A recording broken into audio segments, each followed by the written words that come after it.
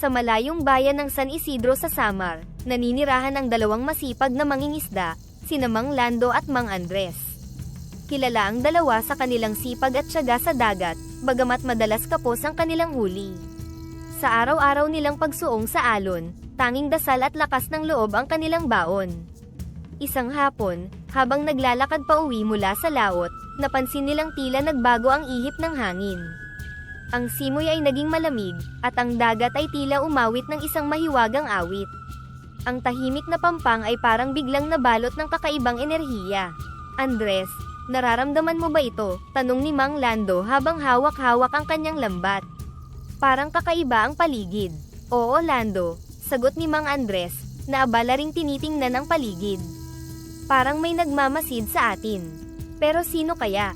Paglingon nila sa gilid ng pampang, nakita nila ang isang maliit na nilalang. Siya ay kasinlaki ng isang bata, nakasuot ng berdeng balabal, at may sombrerong gawa sa mga dahon. Ang kanyang mukha ay tila mayroong maraming lihim at karunungan. Nang magtama ang kanilang mga mata, napangiti ang maliit na nilalang at kumaway. Huwag kayong matakot, sabi ng nilalang. Ako si Masikhay, hindi niyo ako kaaway at hindi ko kayo sasaktan. Ako'y isang kaibigan. Nagkatinginan sina Mang Lando at Mang Andres, kapwa hindi makapaniwala sa kanilang nakikita. Duwende ba yan? Bulong ni Mang Lando kay Andres. Sa tingin ko oo duwende nga, sagot ni Mang Andres, na bahagyang napaatras sa kaba. Lumapit si Masikhay, ang kanyang maliliit na hakbang ay hindi nagiiwan ng bakas sa buhangin. Nakikita ko ang hirap ng inyong trabaho, sabi nito. Alam kong kayo'y tapat at masipag, kaya nais kong gantimpalaan kayo. Gantimpala, tanong ni Mang Lando, na hindi pa rin makapaniwala. Ano pong ibig niyong sabihin? Bibigyan ko kayo ng tig-isa kayong mahiwagang lambat, sabi ni Masikhay habang binubunot mula sa kanyang balabal ang dalawang lambat na kumikislap sa liwanag ng papalubog na araw. Ang mga lambat na ito ay magdadala ng masaganang huli sa inyong dalawa. Ngunit tandaan ninyo, may mga alituntunin kayong kailangang sundin. Nagkatinginan sina Mang Andres at Mang Lando, kapwa nagtataka at nababalisa. Anong klase pong alituntunin? Tanong ni Mang Andres. Simpleng kasunduan, sagot ni Masikhay. Una, huwag ninyong gagamitin ang lambat sa masama. Ikalawa, huwag kayong magiging sakim. At ikatlo, huwag ninyong ipagsasabi ang tungkol sa hiwaga ng lambat na ito sa iba. Kapwa naramdaman ng dalawa ang bigat ng kasunduan, ngunit ang pangakong masaganang huli ay tila mahirap tanggihan. Salamat po, sabi ni Mang Lando, habang maingat na tinatanggap ang lambat. Pangako po, susundin namin ang inyong mga alituntunin. Si Mang Andres ay tahimik lamang, ngunit may lungkot sa kanyang mga mata. Habang tinitingnan ang lambat, naramdaman niyang parang may nakatanim na tanong sa kanyang puso. Bakit kailangan pang limitahan ang ganitong biyaya? Ngumiti si Masikhay. Tandaan ninyo, ang lambat na ito ay nananatiling makapangyarihan hanggat kayo'y tapat sa inyong layunin. Ngunit sa oras na lumihis kayo, mawawala ang bisa nito. At sa isang iglap, naglaho si Masikhay, iniwan ang dalawang mangingisda na puno ng pagkamangha at kaunting takot. Habang naglalakad pa uwi, ramdam ni Mang Lando ang saya at pasasalamat. Ngunit si Mang Andres ay tahimik, ang kanyang isipan ay puno ng mga tanong at pangarap ng higit pang tagumpay. Sa unang sinag ng araw, bago pa man umawit ang mga ibon, naghanda na sina Mang Lando at Mang Andres para sa kanilang paglalayag. Sa gitna ng maagang katahimikan, kapwa nila dala ang bagong pag-asa mula sa mahiwagang lambat na bigay ni Masikhay. Habang binabagtas ang madilim pa na dalampasigan patungo sa kanilang bangka, hindi mapigilan ni Mang Lando ang kanyang pananabik. Andres, parang iba ang pakiramdam ko ngayong umaga, simula ni Mang Lando, ang kanyang boses ay umaapaw sa kasiyahan. Parang maganda talaga ang magiging araw natin ngayon. Tumango si Mang Andres, bagaman may bahid ng pag-aalinlangan sa kanyang puso. Sana nga Lando, sana nga ay tama ka, tugon niya, subalit ang kanyang isipan ay abala sa pagdududa at mga katanungang hindi masagot. Habang inihahanda nila ang kanilang mga lambat, ipinahayag ni Mang Lando ang kanyang mga pangarap. Kung magtuloy-tuloy ito, Andres, baka hindi lang ating mga pamilya ang ating matulungan. Baka buong nayon na rin. Napangiti si Mang Andres, ngunit sa likod ng kanyang ngiti ay may gumugulo sa kanyang isipan. Paano kung hindi ito magtagal? Paano kung pansamantala lang ang lahat ng ito? Hindi niya maipahayag ang kanyang agam-agam kay Lando, sa takot na baka mawala ang kagalakan sa mukha ng kaibigan. Nang ihulog nila ang lambat sa unang pagkakataon, ang bigat na agad nilang naramdaman sa lambat ay indikasyon ng isang masaganang huli. Halos hindi sila makapaniwala habang unti-unting hinahatak ito pabalik sa bangka. Andres, tingnan mo to. Ang bigat-bigat, sigaw ni Mang Lando, habang pinagmamasdan nila ang lumalapad ng ngiti sa kanilang mga labi. Habang inaangat ang lambat, namangha sila sa dami ng isdang kumikislap sa ilalim ng araw. Hindi ako makapaniwala, Lando. Totoo nga ang sinabi ng duwende, ani Mang Andres, ang kanyang tinig ay puno ng pagtataka at kasiyahan. Oo Andres, totoo nga, sagot ni Mang Lando. Dapat pala talaga tayong maniwala sa mga alamat. Nang bumalik sila sa dalampasigan, sinalubong sila ng mga kapwa mangingisda at mga taga-nayon, lahat ay nagtataka sa grabeng dami ng kanilang huli. Mga kaibigan, anong sikreto nyo? Tanong ng isang mangingisda, habang ang iba ay palapit na rin upang makita ang kanilang huli. Napakaganda lang ng araw para sa amin, sagot ni Mang Lando, na nag-iingat na hindi mabanggit ang mahiwagang lambat. Habang ipinagdiriwang ng nayon ng masaganang ani, si Mang Andres ay hindi mapakali. Sa kanyang puso, unti-unti nang sumisibol ang isang plano. Paano kung ako lang ang may kontrol sa lambat na ito? Bulong ng kanyang isipan. Lalo lang tumindi ang kanyang pangarap na magkaroon ng higit pa. Sa gabing iyon, habang ang buong nayon ay natutulog na, si Mang Andres ay gising na gising, nakatitig sa kislap ng mga bituin. Sa kanyang puso, umuusbong na ang binhi ng kasakiman na maaaring magdulot ng di inaasahang kahihinatnan. Isang umaga, habang ang araw ay sumisilip pa lamang sa abot tanaw, abala na sina Mang Lando at Mang Andres sa paghahanda ng kanilang bangka at lambat. Ngunit kakaiba ang tahimik na kilos ni Mang Andres. Pinag-isipan niyang mabuti ang sasabihin sa kaibigan, at ngayong araw, napagdesisyonan na niyang gawin ito. Lando, simula ni Mang Andres, na may halong kaba ang boses. Sa tingin ko, mas mabuti kung magkanya-kanya na lang tayo sa pangingisda. Napatingin si Mang Lando sa kanya, nagtataka. Ha, bakit naman, Andres? Hindi ba mas maganda kung magkasama tayo? Mas madali ang trabaho at masaya pa. Oo nga, pero naisip ko lang, paliwanag ni Mang Andres, pilit ang ngiti. Kung maghihiwalay tayo, mas malaki ang tsansa nating makahuli ng mas marami. Iba't ibang lugar ang mapupuntahan natin, hindi tayo mag-aagawan sa parehong isda. Natigilan si Mang Lando. Alam niyang matagal na niyang kasama si Mang Andres sa dagat, at sanay na siya sa kanilang teamwork. Masakit sa kanya ang marinig ito, ngunit bilang mabuting kaibigan, hindi niya maaaring pigilan si Mang Andres kung iyon ang gusto niya. Kung iyon ang desisyon mo Andres, ayos lang sa akin, sagot ni Mang Lando, pilit na itinatago ang lungkot sa kanyang tinig. Pero tandaan mo, nandito lang ako kung sakaling kailangan mo ng tulong. Salamat Lando, sabi ni Mang Andres, ngunit sa loob niya, excited siya sa posibilidad ng mas malaking huli. Magagawa ko na ang sarili kong diskarte, naisip niya. Siguradong mas marami pa akong mahuhuli kaysa kay Lando. Mula noon, nagkanya-kanya na sila. Si Mang Lando ay nanatiling tapat sa kanyang mga dating pamamaraan. Maaga siyang umaalis, tahimik na nagdarasal sa dagat, at masipag na nagtatrabaho. Ang bawat huli niya ay palaging masagana, at ang kaligayahan niya ay nakikita sa kanyang pagbabahagi ng isda sa mga nangangailangan. Madalas siyang lumapit sa mga kapitbahay at nag-aalok ng sariwang huli nang walang hinihinging kapalit. Andres, kumusta ang pangingisda mo? Tanong niya minsang nag-cross ang kanilang landas sa dalampasigan. Ah, ayos lang, sagot ni Andres, bagamat hindi na kasing dami ng dati ang kanyang huli. Sinisikap niyang magmukhang positibo, ngunit ang totoo'y nagsisimula na siyang mainis. Bakit si Lando ang laging maswerte? Tanong niya sa sarili. Pareho lang naman ang lambat namin, pero bakit mas marami siyang nahuhuli? Sa mga sumunod na araw, patuloy na naging magkaiba ang takbo ng kanilang mga kapalaran.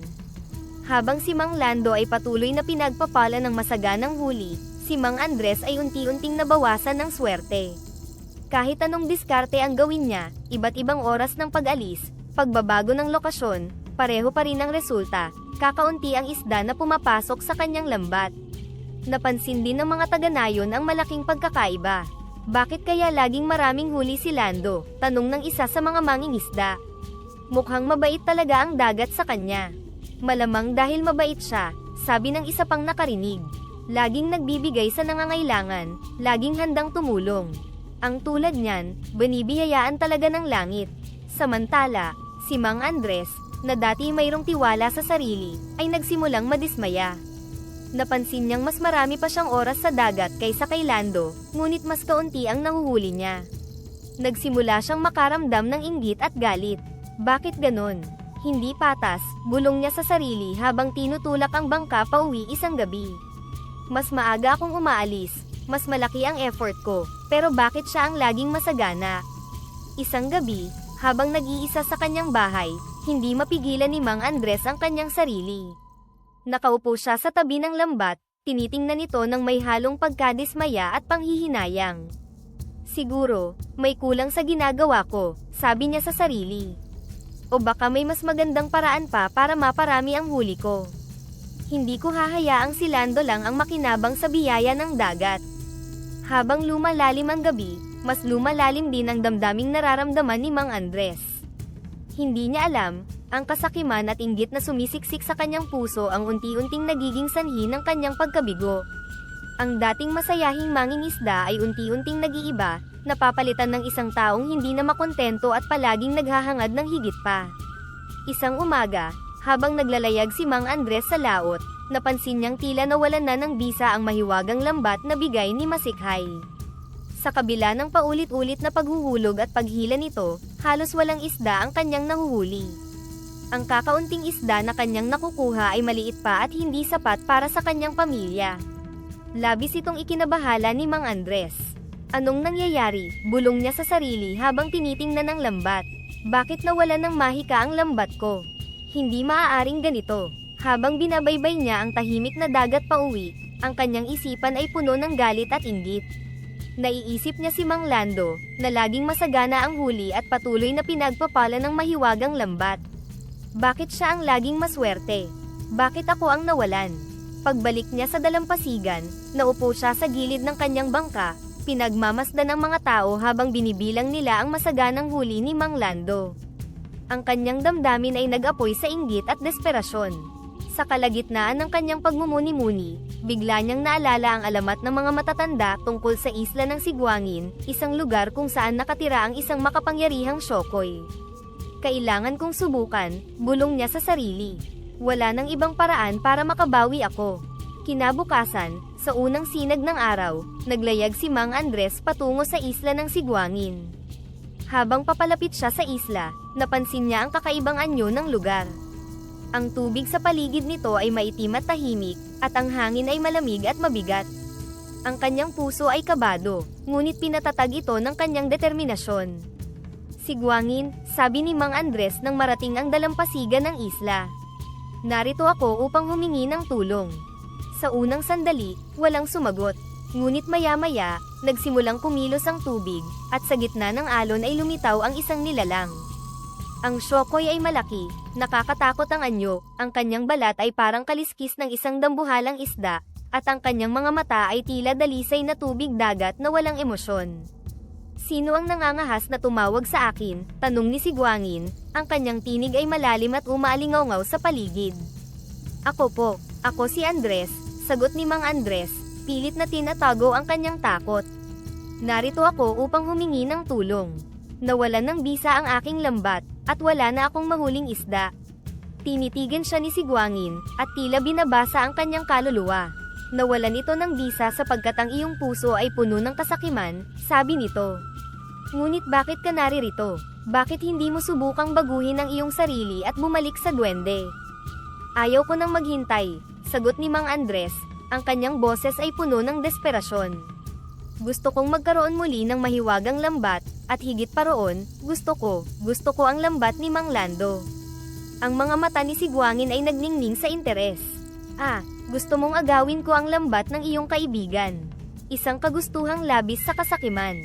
Alam mo bang may kabayaran ang tulong ko? Ano man ang kapalit, handa akong magbayad, sagot ni Mang Andres, ang kanyang mga kamay ay nakatikom sa determinasyon. Ngumiti si Sigwangin, ngunit ang kanyang ngiti ay malamig at mayroong lihim. Kung ganoon, narito ang aking alok, kukunin ko ang lambat ni Mang Lando, ngunit ang kapalit ay isang bahagi ng iyong kaluluwa. Saglit na natahimik si Mang Andres. Alam niyang mabigat ang hinihinging kapalit, ngunit sa kanyang isip, ang lambat ni Mang Lando ang susi sa lahat ng kanyang pangarap. Pumapayag ako, sagot niya, ang kanyang boses ay puno ng determinasyon. Lumapit si Sigwangin at inabot ang kamay ni Mang Andres.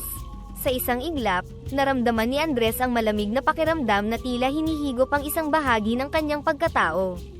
Tapos na, sabi ni Sigwangin. Pinapangako kong aagawin ko ang lambat ng iyong kaibigan.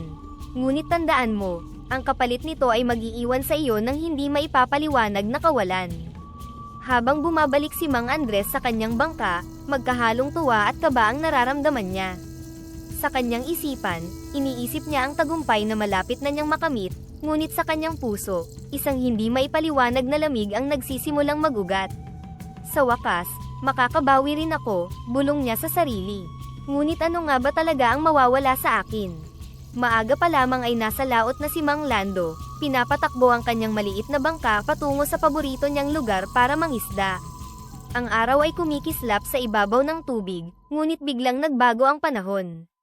Ang langit na kanina lang bughaw ay madilim na ngayon, at ang hangin ay dahan-daang lumakas, nagbabadya ng isang bagyo.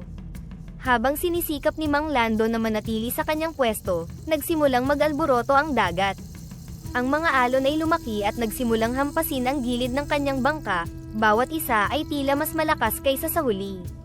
Bigla, isang malakas na bugso ng hangin ang dumating, at kasabay nito'y bumuhos ang malakas na ulan. Uwi na lang ako, bulong niya sa sarili, ngunit bago pa man siya makapagpasya, isang malakas na alon ang tumama sa bangka, halos itapon siya palabas. Sa gitna ng bagyo, may kakaibang naramdaman si Mang Lando, ang pakiramdam na may iba pang nandun sa tubig kasama niya. Ang tubig sa paligid niya ay biglang naging maitim, at mula sa kailaliman, may sumulpot na isang malaking nilalang, dala ang kakaibang aura ng kapangyarihan at misteryo. Nanlaki ang mga mata ni Mang Lando nang makita ang nakakatakot na anyo ng nilalang na lumitaw mula sa dagat. Ang Shokoy na ito ay hindi tulad ng anumang kanyang narinig sa mga kwento. Ito ay may malalaking mga mata na tila lumalamon ng liwanag, at ang kanyang balat ay maitim at makintab na tila isang malalim na karagatan sa gabi. "Sino ka?" sigaw ni Mang Lando sa ibabaw ng ingay ng umiindayog na alon at hangin. Ang nilalang, na may tinig na parang galing sa kailaliman ng dagat, at nagpapanginig sa tubig sa paligid, ay tumugon, "Ako si Sigwangin, ang tagapagbantay sa mga lihim ng karagatan.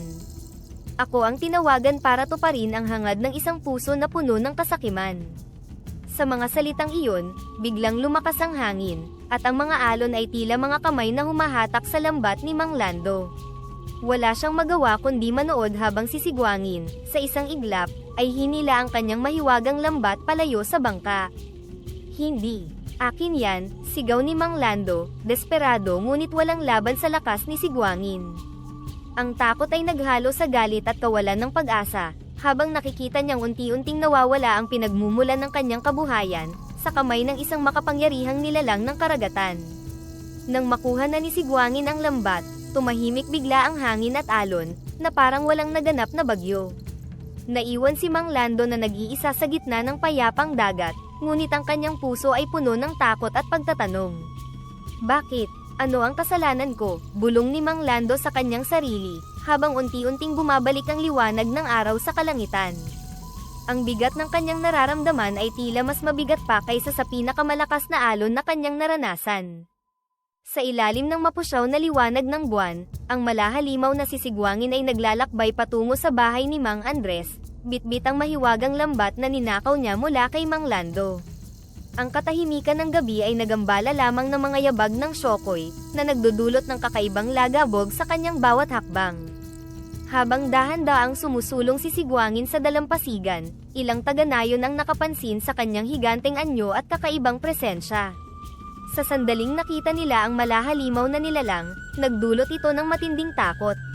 Mabilis silang nagtakbuhan palayo, iniwan ang kanilang mga gawain upang magtago sa kanilang mga tahanan. "Anong halimaw yan?" sigaw ng isang matandang lalaki, nanginginig sa takot habang nagmamadaling umalis sa lugar. Narito ba yan para sa atin? Tanong ng isa pang boses, habang ang mga pamilya ay nagkukumpulan at nagtatago sa likod ng nakasara na mga pinto at bintana. Dire-diretso lamang sisigwangin sa kanyang paglalakad, hindi pinapansin ang mga sigaw ng takot. Ang kanyang layunin ay malinaw, ihatid ang lambat sa naghihintay na si Mang Andres. Pagdating ni Sigwangin sa bahay ni Mang Andres, hinagis niya ang lambat sa paanan ng naghihintay na mangingisda. Si Mang Andres, na matagal nang naghihintay sa kanyang pagdating, ay agad lumabas ng bahay. Nakatayo siya roon, ang mukha'y mayroong magkahalong emosyon, pagkatakot, pagkasabik, at isang hindi maipaliwanag na pag-aalinlangan. Sigwangin, ito na ba ang lambat na hiniling ko sa'yo? Tanong ni Mang Andres, ang kanyang boses ay bahagyang nanginginig. Oo, yan na ang lambat, sagot ni Sigwangin, ang kanyang boses ay mababa at walang emosyon. Ngunit alalahanin mo may kasunduan tayo. Napalunok si Mang Andres, ang kanyang puso ay bumibilis ang tibok sa kaba at takot. Oo, natatandaan ko, sabi niya, bagamat sa kanyang isipan ay umiikot ang mga katanungan at pagdududa tungkol sa desisyon na kanyang ginawa. Si Sigwangin ay nakatingin ng diretso sa mga mata ni Mang Andres, tila binabasa ang kanyang kaluluwa. Siguraduhin mong handa ka sa mga maaaring kahinatnan. Ang iyong ginawang pagpili ay may malalim na epekto, babala niya. Tumango si Mang Andres, handa ako, sagot niya, bagamat sa kanyang puso'y may gumuguhong pangamba. Kinabukasan, agad sinubukan ni Mang Andres ang lambat. Sa unang paghagis pa lamang, napuno na ito ng napakaraming isda, higit pa sa kanyang inaasahan, at muli, nag-uumapaw ang kanyang huli. Ngunit habang pinupuno niya ang kanyang bangka ng isda, hindi niya mapigilang makaramdam ng kakaibang bigat sa kanyang dibdib.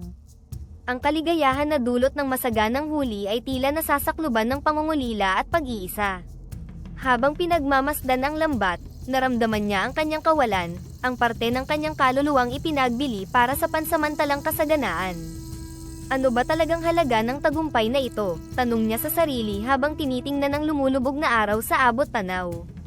Ang tubig sa paligid niya ay kumikinang sa huling liwanag ng araw, ngunit sa kanyang puso, isang malalim na kadiliman ang unti-unting kumakalat. Sa gabing iyon, habang ang kanyang bangka ay puno ng isda, ang kanyang kaluluwa naman ay tila naging mas mabigat at mas malungkot. Ang pagtataksil na ginawa niya kay Mang Lando at ang kasunduan niya kay Sigwangin, ay tila mga kadena na unti-unting humihigpit sa kanyang dibdib. Tila ba ang bawat isdang kanyang nahuhuli ay paalala ng kanyang sariling pagkawala. Maaga pa lang, tahimik nang naglalayag si Mang Pedro, isang matandang mangingisda at kaibigan ni Mang Lando, masinsinang iniintindi ang bawat galaw ng alon habang hinuhulog ang kanyang lambat. Sa di kalayuan, nakita niya si Mang Andres na tila abala at masiglang masigla sa kanyang ginagawa. Napansin niya ang lambat na hawak nito, at pamilyar ito sa kanya. Parang lambat ni Lando iyon, bulong ni Mang Pedro sa sarili, na tinitingnan ng kakaibang disenyo at sinulid ng lambat. Napaisip siya kung bakit hawak ni Mang Andres ang lambat ng kanyang kaibigang si Mang Lando. Pagbalik sa Pampang, dali-daling nagtungo si Mang Pedro sa bahay ni Mang Lando, dala ang balitang magpapabago sa kanilang araw. Natagpuan niya si Mang Lando sa veranda, nagkakape at tahimik na pinagmamasdan ang malawak na dagat. Lando, tawag ni Mang Pedro, ang kanyang boses ay seryoso. May kailangan akong sabihin sa'yo. Tumingin si Mang Lando, halatang nagulat sa bigat ng tono ng kaibigan. Ano iyon, Pedro? Mukhang may mahalagang bagay kang sasabihin. Umupo si Mang Pedro sa tabi ni Mang Lando, nag-aalangan man ngunit tingin niya ay kailangan niyang sabihin ang katotohanan. Lando, nakita ko si Andres kanina habang nangingisda siya, at ginagamit niya ang lambat mo. Sigurado ako, Lando, hindi ako maaaring magkamali. Napatigil si Mang Lando, ang kanyang tasa ng kape ay halos mabitawan niya sa gulat. Ang lambat ko, sigurado ka Pedro, na kay Andres ang lambat ko. Sigurado ako, matigas na sagot ni Mang Pedro. Ilang beses ko nang nakita ang lambat na yun sa iyong bangka. Pero bakit nasa kanya iyon? Hindi mo ba alam? Bumigat ang pakiramdam ni Mang Lando habang iniisip kung paano ito nangyari. Napahawak si Mang Lando sa kanyang ulo, pilit na iniisip kung paano napunta ang kanyang lambat kay Andres. Pedro, maraming salamat sa pagsabi nito. Hindi ko alam kung paano niya nakuha iyon, pero kailangan kong malaman ang totoo. Dahil sa bigat ng sitwasyon, napagpasyahan ni Mang Lando na tawagin si Masikhay, ang mahiwagang duwende na nagbigay sa kanya ng lambat. Sa pampang, sumigaw siya, "Masikhay! Masikhay!" Pagkalipas ng ilang minuto, isang malamig na simoy ng hangin ang dumampi sa paligid. Lumitaw si Masikhay mula sa damuhan, ang kanyang maliit na katawan ay kumikislap sa ilalim ng sikat ng araw. "Lando, bakit mo ako tinawag?" tanong ni Masikhay, ang kanyang boses ay puno ng pagkabahala. "Masikhay, nawawala ang lambat na ibinigay mo sa akin," panimula ni Mang Lando, ang kanyang boses ay nanginginig sa galit. "Kinuha ito sa akin ng isang syokoy. At kanina, sinabi ni Pedro na nakita niyang ginagamit ito ni Andres." Biglang nagdilim ang mukha ni Masikhay, ang kanyang maliit na katawan ay tila nanginginig sa galit. Kung ganun, malinaw na may ginawang kasunduan si Andres sa syokoy upang makuha ang lambat. Hindi ito dapat mangyari. Ang lambat ay sagrado at hindi maaaring gamitin sa masama. Kailangan nating bawiin ang lambat. At kailangang harapin ni Andres ang kanyang ginawa. Ang mahika ng lambat ay hindi para sa kasakiman.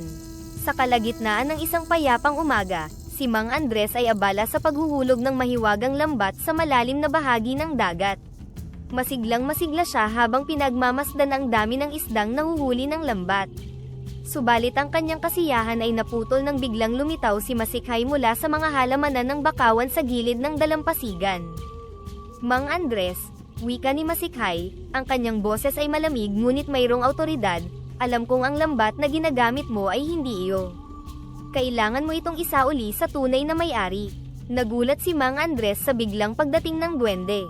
"Masikhay, anong sinasabi mo? Ang lambat na ito ay akin na ngayon," sagot niya, halatang kinakabahan ngunit sinusubukang magpakatatag. "Alam ko kung paano mo ito nakuha, Andres," patuloy ni Masikhay, ang kanyang maliit na katawan ay nagsimulang magliwanag sa galit. "Nakipagsabuatan ka sa isang nilalang na hindi mo lubos na naiintindihan. Ang lambat na yan ay may kapangyarihan na hindi para sa iyong sariling kasakiman." Bago pa man makasagot si Mang Andres, isang malakas na alon ang humampas sa paligid ng bangka. Sa gitna ng tubig, mula sa malalim na dagat, ay lumitaw si Sigwangin, ang makapangyarihang syokoy. Ang kanyang anyo ay mas nakakatakot sa liwanag ng araw, matataas ang kanyang palikpik, ang kanyang balat ay kumikislap na parang itim na perlas, at ang kanyang mga mata ay tila apoy na nag-aalab. "Masikhay," sambit ni Sigwangin, ang kanyang boses ay parang hampas ng malalaking alon. "Anong karapatan mong pumunta dito at pilitin si Andres na ibalik ang lambat sa'yo? Ako ang nagbigay ng lambat sa kanya, kapalit ng isang kasunduan. Hindi mo maaaring kunin ang hindi sa'yo, Sigwangin," sigaw ni Masikhay, ang kanyang boses ay umalingaw-ngaw sa paligid. "Ang lambat na ito ay para kay Mang Lando, para sa kabutihan, hindi para sa kasakiman." Tumawa si Sigwangin, at ang kanyang tawa ay parang mga alon na nagpapakulo sa dagat. "Masikhay, hindi mo ako madadaan sa pananakot. Ang teritoryo ko ay hindi nasaklaw ng iyong mahika. Dito sa karagatan na ito, ako ang may kapangyarihan." Nagningning ang katawan ni Masikhay habang humahakbang siya palapit kay Sigwangin. "Kung ganun, harapin mo ako," wika ng duwende. "Ipaglalaban ko ang lambat at ang kapayapaan ng nayon." Ang sagupaan ay nagsimula sa isang iglap. Si Masikhay ay nagpakawala ng malalakas na liwanag mula sa kanyang mga kamay, tumama ang mga ito kay Sigwangin, ngunit tila walang epekto sa makapangyarihang syokoy. Gumanti si Sigwangin ng malalaking alon na halos tangayin si Masikhay sa pampang. Ang dagat ay naging isang madilim na larangan ng labanan ng mahika at puwersa. Sa gitna ng labanan, si Mang Andres ay nanatiling nakaupo sa kanyang bangka, hindi makapaniwala sa kanyang nasasaksihan. "Ano ito? Ganito pala kalakas ang mga nilalang na ito," bulong niya sa sarili, ang kanyang mga mata ay punong-puno ng gulat. Noon lang siya nakakita ng ganitong sagupaan, ang laban ng malakas na puwersa ng dagat laban sa mahiwagang kapangyarihan ng kagubatan. Habang nagpapatuloy ang labanan, si Sigwangin ay unti-unting nagiging mas mabagsik. Ang bawat hampas ng kanyang alon ay tila nagiging mas mabigat, mas malakas, at halos hindi na makasabay si Masikhay. "Masikhay, umalis ka na kung ayaw mong mapahamak," ani Sigwangin, ang kanyang boses ay puno ng panunuya. "Hindi mo ako kayang talunin." Alam ni Masikhay na hindi ito ang tamang oras upang ipagpatuloy ang laban. Bagamat talagang galit siya, nagpasya siyang umatras muna. Babalikan kita Sigwangin, wika niya, bago siya tuluyang nawala sa isang alon ng liwanag. Tumawa si Sigwangin, ang kanyang malalim na boses ay umalingaw-ngaw sa paligid. Umatras ang duwende, sigaw niya, habang tinitingnan si Mang Andres na nanatiling natutulala. Nakita mo na, Andres. Walang makakatalo sa akin. Bagamat masaya si Sigwangin sa kanyang tagumpay, si Mang Andres ay tahimik lamang. Sa kanyang isipan, nagsimulang maglaro ang takot. Ano ang pinasok ko? Tanong niya sa sarili. Sa unang pagkakataon, naramdaman niya ang bigat ng kanyang kasunduan kay Sigwangin at ang panganib na dala ng mahiwagang lambat. Pagkatapos ng nabigong laban kay Sigwangin, bumalik si Masikhay sa kanilang kaharian. Sa ilalim ng isang malaking puno sa gitna ng mahiwagang kagubatan, humarap siya sa matandang tagapangalaga ng kanilang kapangyarihan, si Apo Sinukuan. Hawak nito ang mga sinaunang agimat at may malalim na karunungan sa paggamit ng mahika. Apo Sinukuan, panimula ni Masikhay, ang kanyang boses ay puno ng kababaang loob. Hindi sapat ang aking lakas upang labanan si Sigwangin. Kailangan ko ng dagdag na kapangyarihan at agimat upang may pagtanggol ang karagatan at maibalik ang lambat sa tamang may-ari. Tinitigan ni Apo Sinukuan si Masikhay, at sa isang iglap, kinuha nito ang 3 agimat mula sa isang kahon.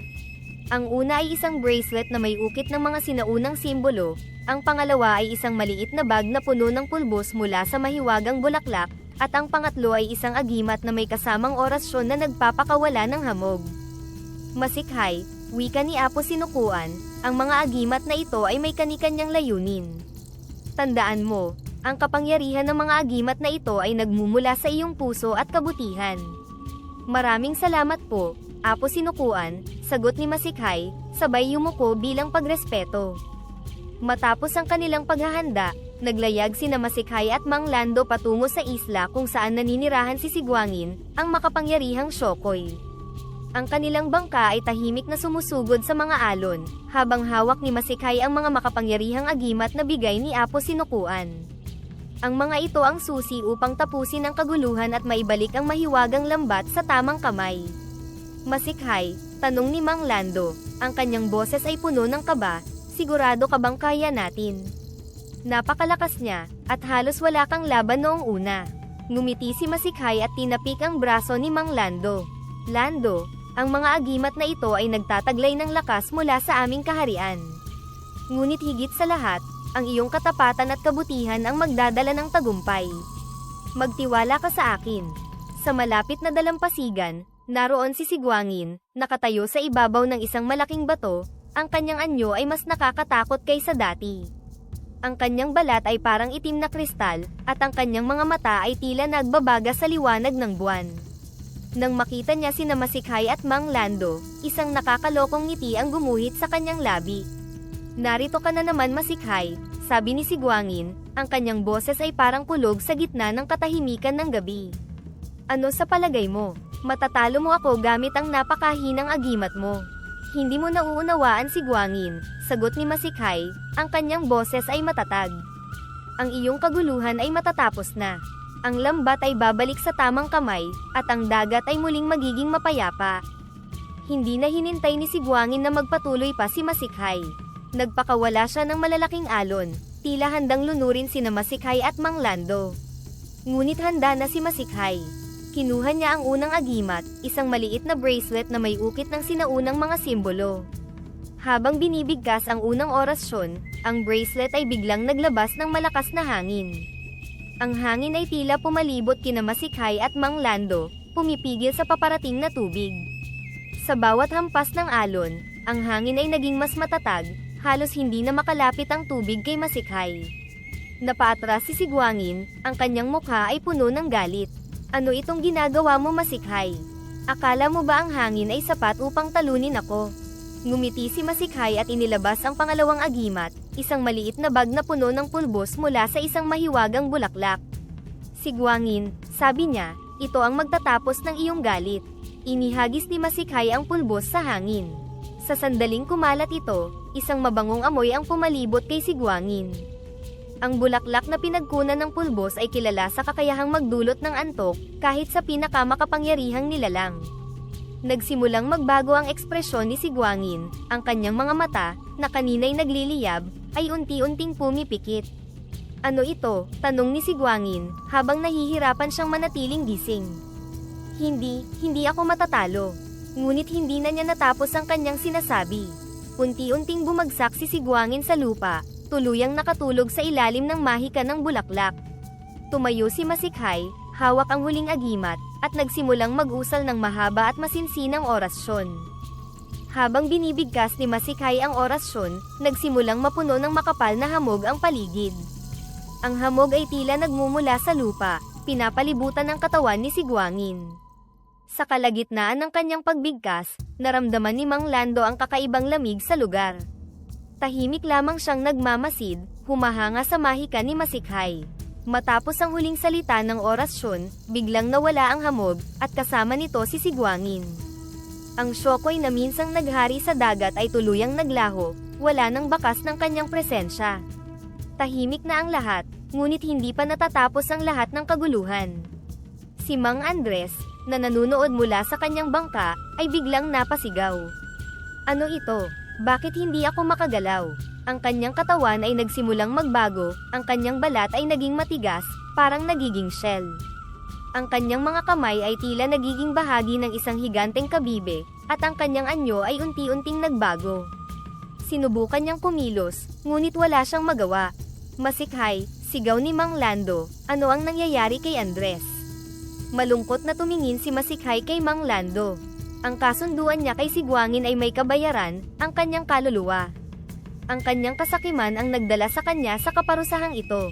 Ang kanyang katawan ay naging isang kabibe, isang paalala ng kanyang maling hangarin at ang pagkakamaling hindi dapat ulitin. Habang naglalayag pa uwi si Mang Lando at Masikhay, ang dagat ay naging tahimik muli, puno ng kapayapaan.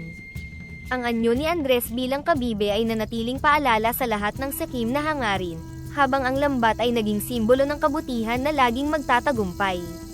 Matapos magapi si Sigwangin, bumalik ang katahimikan sa dagat. Sa gitna ng mga alon na ngayon ay tila banayad na haplos ng tubig, lumapit si Masikhay kay Mang Lando na nasa kanyang bangka. Ang duwende ay may hawak na mahiwagang lambat, na tila nagliliwanag ng higit pa kaysa dati. Mang Lando, wika ni Masikhay habang inaabot ang lambat, narito ang lambat na nararapat na nasa iyong kamay. Pinatunayan mo na karapat-dapat ka sa lambat na ito, sa pamamagitan ng kabutihan ng iyong puso, at lakas ng loob sa harap ng kasamaan. Kinuha ni Mang Lando ang lambat, ang kanyang mga kamay ay nanginginig habang mahigpit na niyayakap ito. Hindi niya maiwasang mapaluha, hindi lamang sa pasasalamat kundi sa bigat ng lahat ng nangyari.